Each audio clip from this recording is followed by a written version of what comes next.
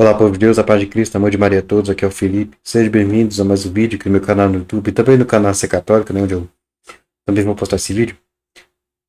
Hoje, dia 24 de dezembro de 2022, o dia que eu estou postando esse vídeo, é véspera de Natal, então amanhã vai ser o Natal.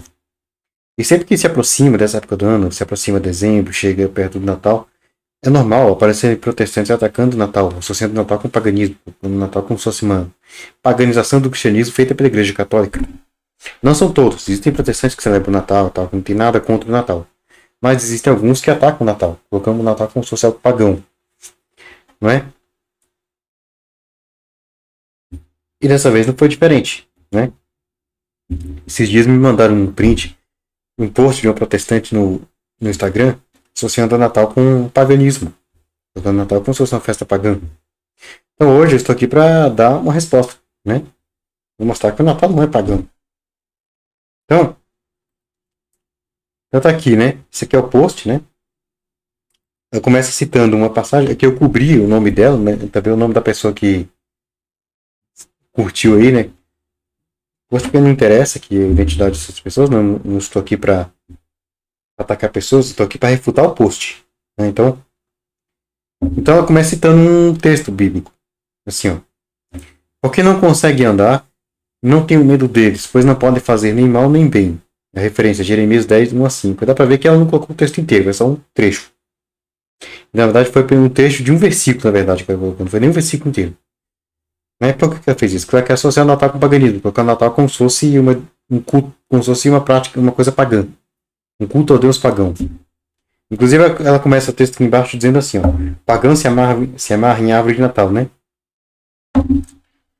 Cara, esse texto de Jeremias, ele fala de ídolos, falsos deuses, não tem nada a ver com a árvore de Natal. Vamos ler o texto aqui, ó. Dentro do contexto, pra gente entender, aqui, ó. Diz assim: Escutai, casa de Israel, a palavra que o Senhor vos dirige, oráculo do Senhor. Não imiteis o procedimento dos pagãos, nem temais os sinais celestes, como os temem os pagãos. Porquanto os deuses desses povos, os deuses pagãos, você já tá mostrando que o texto é sobre os deuses pagãos, né? São apenas vaidade. São cepos abatidos. Cepo é uma árvore, né? Uma madeira. Abatidos na floresta. Obra trabalhada pelo cinzel do artesão. Então, são deuses. E é uma obra trabalhada pelo cinzel do artesão na madeira. Se você não sabe o que é o cinzel, pesquise no Google. O cinzel é uma ferramenta que é usada para talhar figuras na madeira ou na pedra. No caso aqui na madeira. Então dá para ver que ele está falando do quê? De uma escultura talhada na madeira. E essa escultura era adorada como um deus pelos povos pagãos da antiguidade. Ou seja, está claro, não se trata de uma árvore de Natal, de um pinheiro usado como um símbolo para Cristo, não. Trata-se de uma escultura talhada na madeira. E ainda por cima é decorada com prata e ouro. Coisas que a gente não coloca na árvore de Natal. Prata e ouro. A golpe de martelo são fixados pregos. Também não tem prego na árvore de Natal. E postos em seus lugares para que não se movam. Assemelham-se a esses deuses a uma estaca em campo de pepinos que devem ser levados, pois no caminho não tem mais. Pois que vos não podem fazer mal, nem têm o poder de fazer o bem. Então está falando de deuses, né? Falsos deuses, os deuses pagãos. Ele está falando de uma escultura talhada na madeira, de esculturas que eram talhadas na madeira, que os pagãos adoravam como deuses. A árvore Natal não é uma escultura, ele não está falando de um pinheiro, de uma árvore mesmo, que é usada como um símbolo natalino. Não tem nada a ver. Ele está falando de uma escultura talhada na madeira. Uma escultura é diferente de uma árvore. Então esse texto não tem absolutamente nada a ver com a árvore de Natal. Associar isso aqui com a árvore de Natal é forçação de barra. E também tem nada a ver com o Natal, porque o Natal também não tem nada a ver com culto pagão, tem nada a ver com idolatria, com adoração a deuses pagãos. O Natal é a celebração, é a festa do nascimento de Jesus. Então isso aqui não tem nada a ver com o Natal, né? Então beleza, vamos voltar lá pro post, né? E ela continua dizendo o seguinte, ó. Peraí.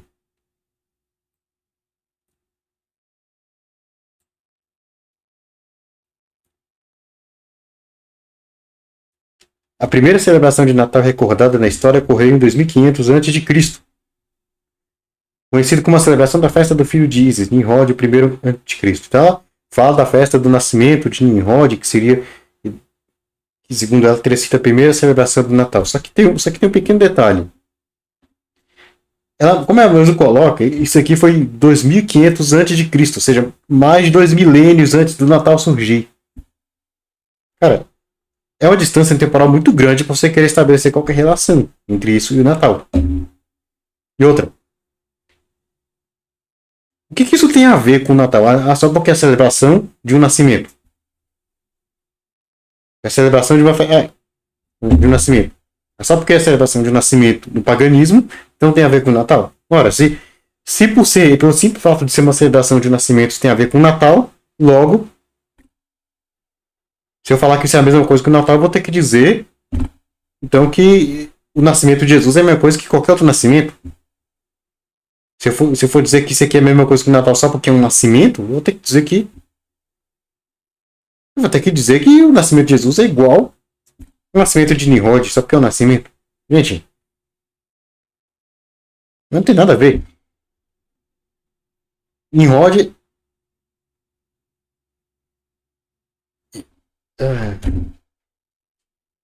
Nimrod, ele. Eu não sei muito sobre esse personagem, mas eu sei que ele é citado na Bíblia, em Gênesis 10. Né? Mas, cara, isso não tem nada a ver com o Natal. Nada a ver. Enfim, ela continua assim. Essa celebração depois foi adotada pelos romanos durante um período de orgias sexuais intensas chamado de Saturnália. Eu não sei o que tem a ver com o Natal. Primeiro, orgias sexuais. O que orgia sexual tem a ver com o Natal? Desde quando tem orgia sexual no Natal? Nada a ver, né? O período também era celebrado por pagãos na Europa que comemoravam o nascimento do sol durante o solstício de inverno, que era a festa pagã dos romanos, né? Do nascimento do sol invicto. Essas duas festas não tinham nada a ver com o Natal. E, para mostrar isso, eu vou recorrer aqui a um cara que nem cristão é. É um professor de história, um historiador profissional, agnóstico. Sabe o que é agnóstico? Agnóstico é aquele cara que acredita que não tem como provar nem que Deus existe, nem que Deus não existe. Ou seja, estamos falando de um historiador profissional, ou seja, autoridade no assunto, e que não é cristão, ou seja, acima de qualquer suspeita para falar desse assunto. Então, eu vou colocar aqui o vídeo dele. É o professor Jonathan Metz, que tem um canal no YouTube. E seguir um vídeo dele sobre Natal. Ele é agnóstico. Ele não é cristão. E olha o que ele fala. No mundo acadêmico hoje, são propostas duas hipóteses na tentativa de explicar o porquê de os cristãos terem optado pela data do dia 25 de dezembro. A primeira hipótese é aquilo que nós podemos chamar de a hipótese do sincretismo. E também existe uma segunda hipótese que é conhecida como a hipótese cronológica. A hipótese do sincretismo, ela propõe explicar que os cristãos optaram por 25 de dezembro justamente por coincidir com várias festividades relacionadas ao solstício de inverno, que eram celebradas tanto pela tradição greco-romana quanto a tradição oriental e também a tradição nórdica. Como, por exemplo, uma das festividades relacionadas ao solstício de inverno, que está bem próximo ali de onde ocorre esse evento, é a chamada Festa de Saturnália, que começava por volta do dia 17 de dezembro e dava-se sequência em torno de 5 a 7 dias, normalmente finalizando por volta do dia 23 de dezembro. Outra religião também que celebra... Aí, ó, a Saturnália era uma festa em honra ao deus Saturno e era celebrada de 17 a 23 de dezembro. Ou seja, as datas não coincidem com a data do Natal, não coincide com a data do Natal. Então, e a festa também não tem nada a ver. Orgia sexual, a festa com orgia sexual não tem nada a ver com o Natal. Então, uma festa que não tem nada a ver com o Natal. Celebrava o 25 de dezembro como uma data importante era a religião do mitraísmo, que era muitas vezes adotada por vários soldados do Império Romano. E também um outro evento bastante importante que ocorreu mais em meados do final do século III é com relação ao imperador Aureliano, que fez um decreto no ano de 274, colocando o dia 25 de dezembro como sendo o dia do Deus Sol Invictus. Então, baseando-se nessa ideia referente a várias religiões terem adotado o dia 25 de dezembro, a hipótese do sincretismo aponta que os cristãos podem ter também optado por dia 25 de dezembro, justamente na intenção de acomodar vários dos recém-convertidos ao cristianismo e facilitar com que estes adotassem a nova religião. E principalmente após o próprio Estado romano estar contribuindo para o progresso da Igreja, como aconteceu após a ascensão de Constantino. Todavia, é importante salientar que este é apenas uma hipótese em história. Nós não podemos afirmar veementemente e categoricamente que as coisas aconteceram exatamente desse jeito, porque em história nos faltam justamente registros históricos suficientes para se endossar que as coisas realmente aconteceram dessa forma. Por isto é que no meio acadêmico também é elaborado a hipótese cronológica, que se baseia em alguns textos cristãos datados do século II e do século III, que podem apontar o porquê de justamente os cristãos terem optado pelo dia 25 de dezembro, e não relacionando necessariamente com uma assimilação ou uma aculturação da religião e das tradições greco-romanas e orientais. Então, como deu para ver, ele afirma, e ele que é agnóstico, não é cristão, é o historiador profissional, ele afirma que não é possível afirmar, não dá para dizer veemente, categoricamente, que as coisas aconteceram dessa maneira. Que essas festas de Saturnália, do Sol Invicto, influenciaram o Natal. Por quê? Porque não existem evidências que corroborem. Ele foi bem claro, dizer, não há evidências históricas que endossem essas teses, que endossem que qualquer conexão entre a Saturnália e o Sol Invicto com o Natal. Não existe evidências que apontem relação entre essas coisas. Ou seja, é apenas uma teoria.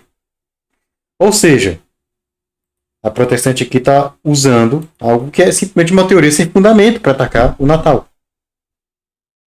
E quem falou que é uma teoria sem fundamento não fui eu, foi um professor de história profissional, um historiador profissional, agnóstico. Então, se é sem fundamento,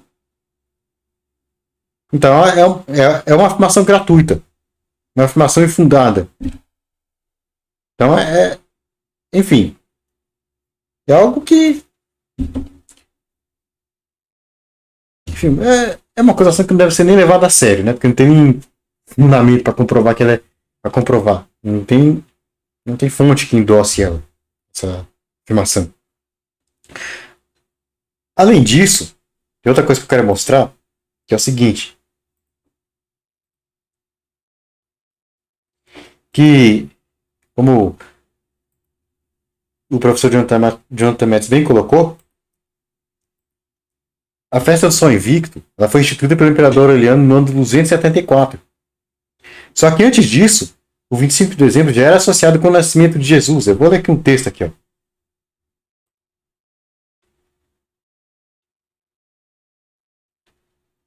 Aqui, ó. Santo Hipólito, que ele nasceu no ano 170 e morreu em 236 d.C. Por volta do ano 204, ele escreveu isso aqui, ó, nos seus comentários sobre Daniel 4:23. Santo Hipólito de Roma. Estamos falando do ano 204, 70 anos antes da festa do Sol Invicto ser instituída. E olha o que ele escreveu. O primeiro advento de Nosso Senhor na carne ocorreu quando ele nasceu em Belém, era 25 de dezembro, uma quarta-feira. Enquanto Augustus estava em seu 42º ano, que é de 5.500 anos desde Adão, ele morreu no 33º ano, 25 de março, sexta-feira, no 18º ano de Tibério César, enquanto Rufus e Robério eram cônsules. Então, Santo Hipólito mostrando que no dia 25 de dezembro, 70 anos antes da festa de São Invicto surgir, já era associado com o Natal.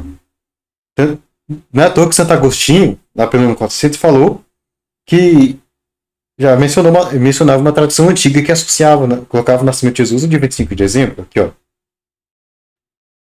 Vou achar o texto aqui.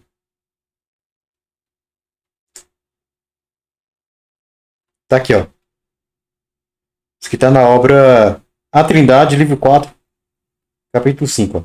E 46 vezes 6 perfazem 276. Este número perfaz 9 meses e 6 dias, tempo este como se fossem 10 meses. Que representa a duração da gravidez das mulheres. Não porque todas cheguem ao sexto dia depois dos 9 meses, mas porque a perfeição do corpo de Cristo exigia para seu parto o total dos dias, conforme a igreja ensina e pela tradição recebida dos antigos. Se a tradição recebida dos antigos é uma tradição antiga, dos séculos anteriores, não é do tempo dele. Existe a crença de que ele foi concebido a 25 de março e no mesmo dia sofreu a paixão. Assim, o sepulcro novo onde foi colocado, onde ninguém havia sido sepultado e nem havia de ser, nem haveria de ser, é como o seio virginal onde foi concebido e onde sêmen algum humano foi depositado. Diz a tradição, que tradição? A tradição dos antigos que ele citou aqui, né? Está com o artigo definido, a tradição. Então é uma tradição específica, no caso que ele já citou, a tradição recebida dos antigos. Diz a tradição que nasceu no dia 25 de dezembro. Então, de acordo com Santo Agostinho, uma tradição dos antigos, que no tempo dele já era uma tradição dos antigos, dizia que Jesus nasceu em 25 de dezembro. Se era dos antigos no tempo de Santo Agostinho, que ele escreveu por volta do ano 400, deve ser uma tradição dos séculos anteriores, do século II, do século III. Então, uma tradição certamente anterior, não é? A instituição da festa do São Invicto. Que é, e de fato é, como eu mostrei aqui o texto de Santo Hipólito. Então, isso já mostra que a data de 25 de dezembro já era associada com o nascimento de Jesus antes do São Invicto. Então essa data não passou a ser associada com o nascimento de Jesus por causa do São Invicto. Não. Então o Natal, o surgimento dele não tem relação com o São Invicto. Antes do São Invicto, da festa do São Invicto, já tinha o 25 de dezembro associado com o nascimento de Jesus.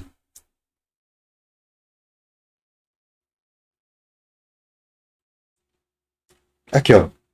Em seguida, ela também escreve o seguinte, ó.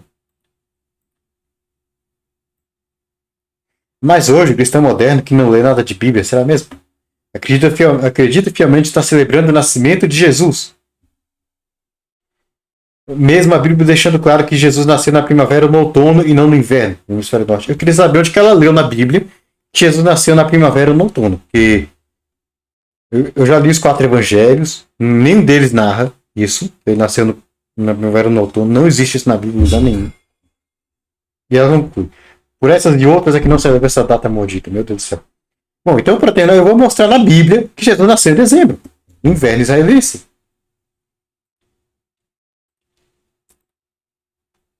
Então, para começo de conversa, a gente vai recorrer à passagem do anúncio do nascimento de João Batista. Por quê? Nas passagens que narram o nascimento de Jesus, no Evangelho, realmente não tem nenhuma evidência que aponte a época do ano que aconteceu. A gente vai encontrar isso a partir do anúncio do nascimento de João Batista, que vai ser o nosso ponto de partida. Aqui, ó. Lucas 1, do 5 a 10. Nos dias de Herodes, rei da Judéia, houve um sacerdote chamado Zacarias, da classe de Abias. A sua mulher, descendente de Arão, chamava-se Isabel. Ambos eram justos diante de Deus e, de modo irrepreensível, seguiam todos os mandamentos e estatutos do Senhor. Não tinham filhos porque Isabel era estéril, e os dois eram de idade avançada. Ora, aconteceu que, ao desempenhar as funções sacerdotais diante de Deus no turno de sua classe, coube-lhe por sorte, conforme o costume sacerdotal, entrar no santuário do Senhor para oferecer o incenso. Toda a assembleia do povo estava em oração na hora do incenso. Então, de acordo com Lucas, Zacarias foi oferecer o incenso. Ele era da classe de Abias, né?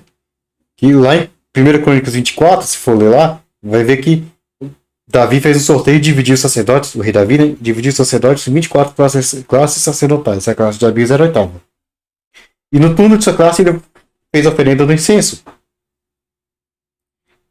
Um detalhe é que o texto fala que, primeiro, toda a assembleia do povo estava fora na hora do incenso. O povo inteiro estava lá de fora. Isso é a primeira evidência, o primeiro detalhe que vai mostrar que isso aconteceu, que o nascimento de Jesus foi em dezembro. Por quê? Porque esse detalhe mostra que esse evento aconteceu no mês de setembro. Por quê? Porque a única ocasião, o único dia do ano em que todo mundo devia ficar fora durante a oferenda do incenso era no dia da expiação, o Yom Kippur, né? Está lá em Levítico 16, versículo 17, diz assim: ninguém deverá estar na tenda de reunião desde o momento que ele, que está falando do sacerdote, né, entrar para fazer a expiação até quando sair. Então Deus, quando estipula o rito da expiação, determina que durante a execução dos ritos, né,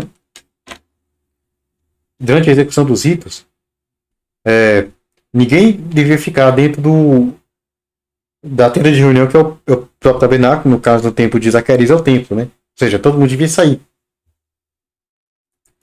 Mas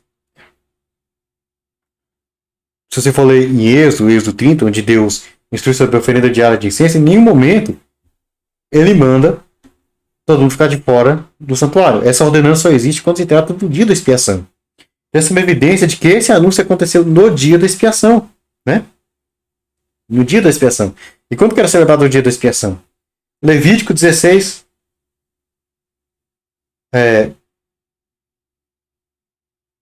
29 e 30. Diz assim: isto será para vós lei perpétua. No 7º mês, no 10º dia do mês, jejuareis e não fareis trabalho algum, tanto cidadão como estrangeiro que habita no meio de vós, porque nesse dia se fará o rito de expiação por vós, para vos purificar. Ficareis puros de todos os vossos pecados diante de Yahvé. Então, no dia 10 do 7º mês do calendário judaico. O calendário judaico começa no mês de Nissan, que corresponde ali março e abril. Então, o 7º mês vai corresponder ali setembro, outubro, fim de setembro, início de outubro. Então, esse dia da expiação ele cai ou no fim de setembro ou no início de outubro. Como o dia da expiação é o dia 10 do mês de Tirei, que é o 10º mês do calendário judaico, então quase sempre ele vai cair no final de setembro. Ou seja, isso quer dizer que a anunciação do nascimento de João Batista foi no fim de setembro. Isso coloca também a concepção de João Batista no fim de setembro. Né? E o nascimento de Jesus, 15 meses depois, porque dali, de acordo com o Evangelho de Lucas, vamos passar 6 meses até o anjo aparecer para Maria. E Maria fica grávida mais 9 meses até Jesus nascer. Então 9 mais 6, 15 meses, 1 ano e 3 meses.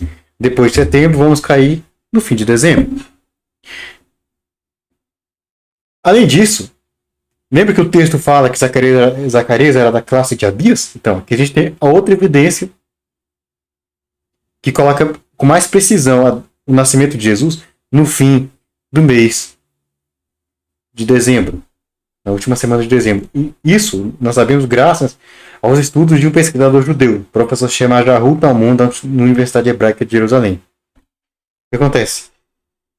A Bíblia não dá informações sobre quando as classes sacerdotais serviam, mas esse cara ele fez um estudo com base nos manuscritos do Mar Morto e no livro dos Jubileus, que é um escrito apócrifo judeu, e conseguiu com isso estabelecer a ordem cronológica do serviço das classes sacerdotais. E graças a isso temos a informação de quando a classe de Abias servia no templo. Cada classe servia 2 turnos, então temos a informação de quais turnos que a classe de Abias servia. Então aqui eu vou ler um pouco, né, do resultado desse estudo. Esse aqui é um trecho de um artigo escrito por um cara chamado Tommaso Federici. Ele é um professor de teologia bíblica italiano, né? E é o seguinte, vou ler aqui o texto, né? Por sua vez, o especialista chamado Yahu Talmon, da Universidade Hebraica de Jerusalém, também trabalhou nos documentos de Qumran e no calendário dos jubileus, conseguiu especificar o desdobramento semanal da ordem de 24 turnos sacerdotais no templo. Então, ainda em função. Suas descobertas foram apresentadas em The Calendar Login of the Section from the Judean Desert, Aspect of the Dead Sea Scrolls, ou seja, o cálculo do calendário da seita dos judeus do deserto, né? Aspectos do manuscrito do Mar Morto. Então está aqui a fonte, né, do artigo dele sobre isso. É um estudo preciso e importante, mas deve-se dizer passou quase despercebido pelo grande circuito, mas não por Anne Jobert, que é uma outra estudiosa que ele citou aqui antes. Olha, a lista que o professor Talmon reconstrói indica que a virada de Abias, o turno de Abias, né, prescrito 2 vezes ao ano, aconteceu da seguinte forma: na primeira vez, de 8 a 14 do 3º mês do calendário, e pela segunda vez, de 24 a 30 do 8º mês do calendário. Agora, de acordo com o calendário solar, não lunar como é o atual calendário judaico, essa segunda vez corresponde aproximadamente à última década de setembro. Porque foi o 8º mês conforme o calendário solar, da época que tinha na época, né? Na época ali do 1º século. Então, ou seja, a última semana corresponde à última semana do mês. Ou seja, a última semana do nosso mês de setembro.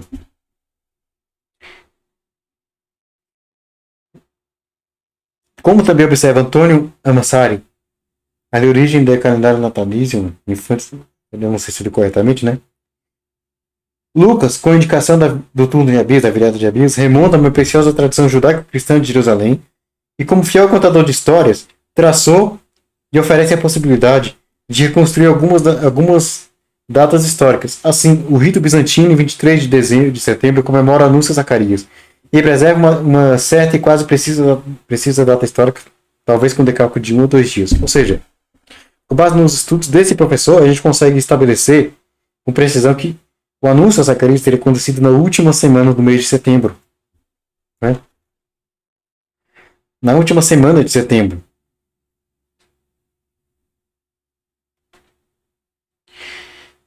E corrobora com o rito bizantino, que celebra o anúncio a Zacarias no dia 23 de setembro.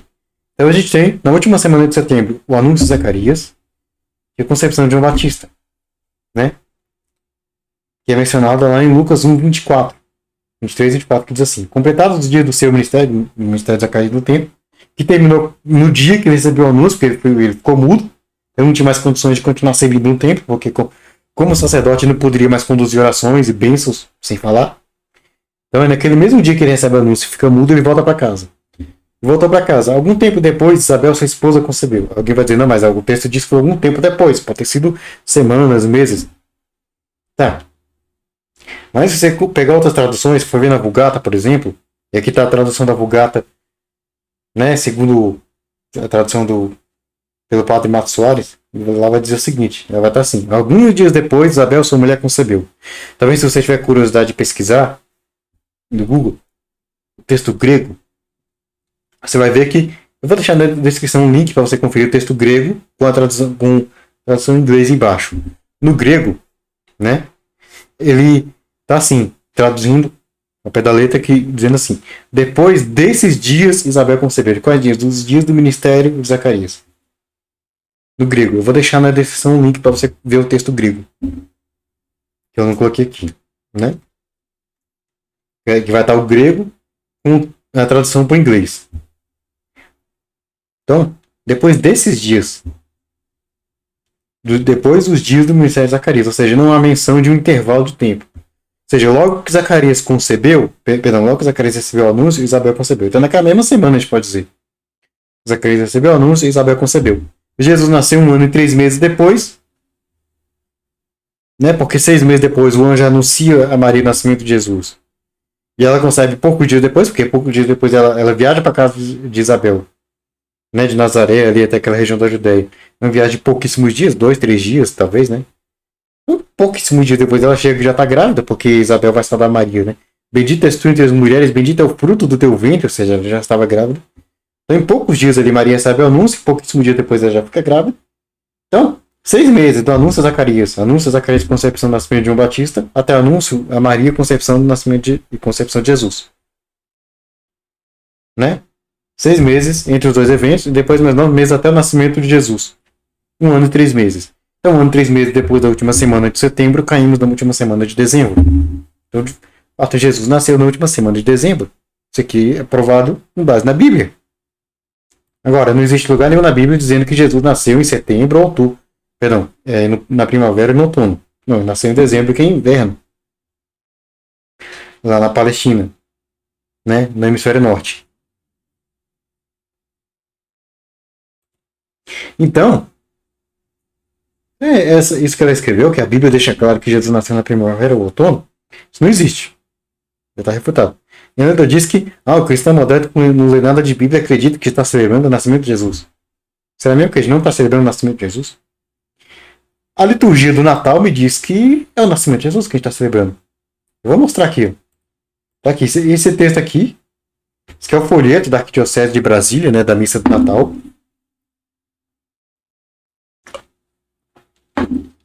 Esse folheto da Arquidiocese deixa disponível no site da Arquidiocese. Eu vou deixar o link na descrição. Né?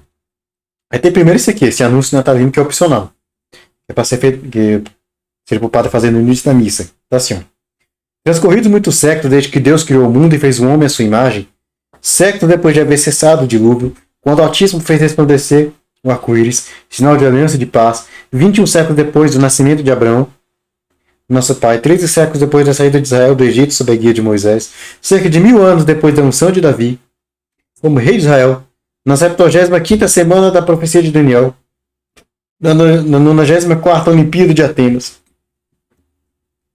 no ano 752 da fundação de Roma, no ano 538 do edito de Ciro, autorizando a volta do exílio e a reconstrução de Jerusalém, no 42º ano do império de César Otaviano Augusto, enquanto reinava a paz sobre a terra, na 6ª idade do mundo, Jesus Cristo, Deus eterno e Filho eterno do Pai, Filho do Eterno Pai, querendo santificar o mundo com sua vinda, foi concebido por obra do Espírito Santo e se fez homem.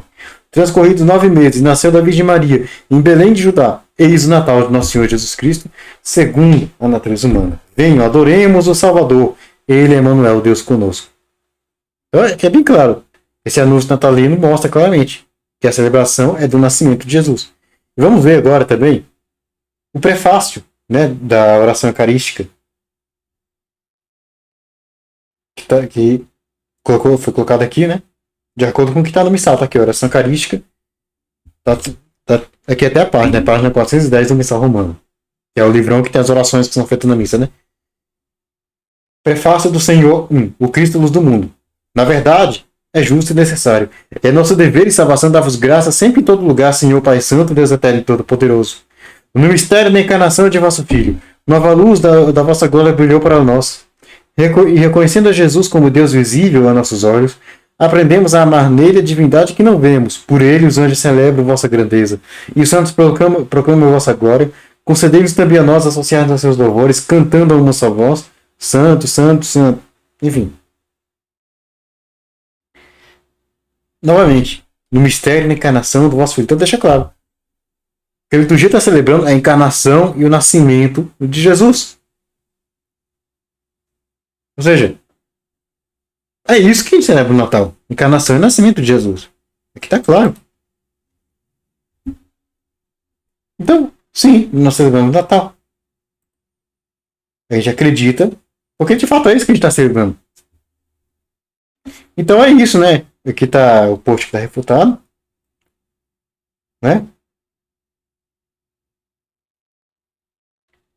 Então, é isso que eu queria falar. Se você gostou e quiser mais conteúdo católico, que eu ponho no meu canal no YouTube, então você vai aqui na aba de canais recomendados. Tem uma lista de vários canais que eu gosto, que eu indico, que eu recomendo, né? Tá aqui a lista, né? Você vai lá, você clica, se gostar, se inscreve, não gostar, não se inscreve, tá aqui. Então aqui as indicações. São canais que eu super recomendo, vão lá. Conheça os canais, né? Então tá aqui.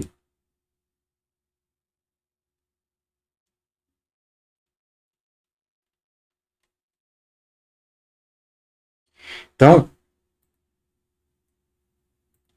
é isso. Se você gostou, deixe seu like, né? Se inscreva no canal se não for inscrito. Se inscreva também na Ser Católica, né? Que não é inscrito lá.